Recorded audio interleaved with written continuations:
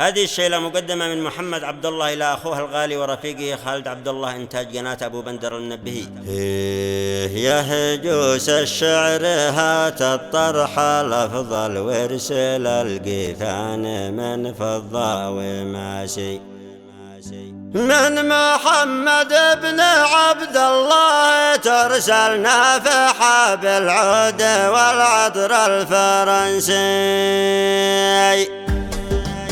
يا هجوس الشعر هات الطرح الأفضل وارسل القيفان من فضة وماسي، من محمد بن عبد الله ترسل نافحة بالعود والعطر الفرنسي، إلى خالد بن عبد الله توصل الشقيق الكف واخوي وتاج راسي، عزوتي والدرع يوم الحمل يثقل محزمي به دايما يشتد باسي، الكريم الشهم والشخص المبجل والسند لا صار ظرف الوقت قاسي، خالد بطبعه على غير مفضل بالجمايل حتى من رقم القياسي، وذهب والذهب عمره ما تبدل راسي، وفي شام خشم خرواسي، قدره بعينه وفي عمق الحشاح احتزم به وافتخر به بين ناسي، له مزيه واعتبرها الشخص الاول خويا خالد يا جعل يفداه راسي، في صفات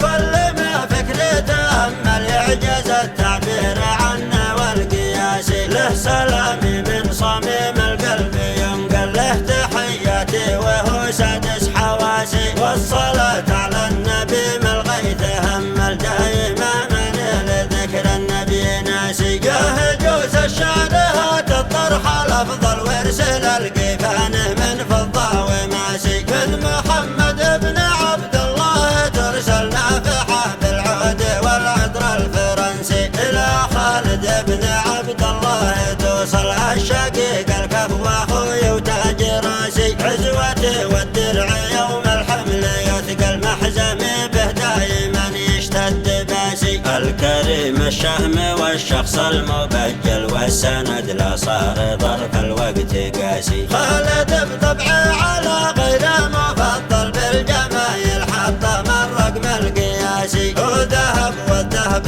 عمره ما تبدل راسي، وفي شام خشم خرواسي، قدره بعينه وفي عمق الحشاح احتزم به وافتخر به بين ناسي، له مزيه واعتبرها الشخص الاول خويا خالد يا جعل يفداه راسي، في صفات كل ما فكري تامل يعجز التعبير عنه والقياسي، له سلامي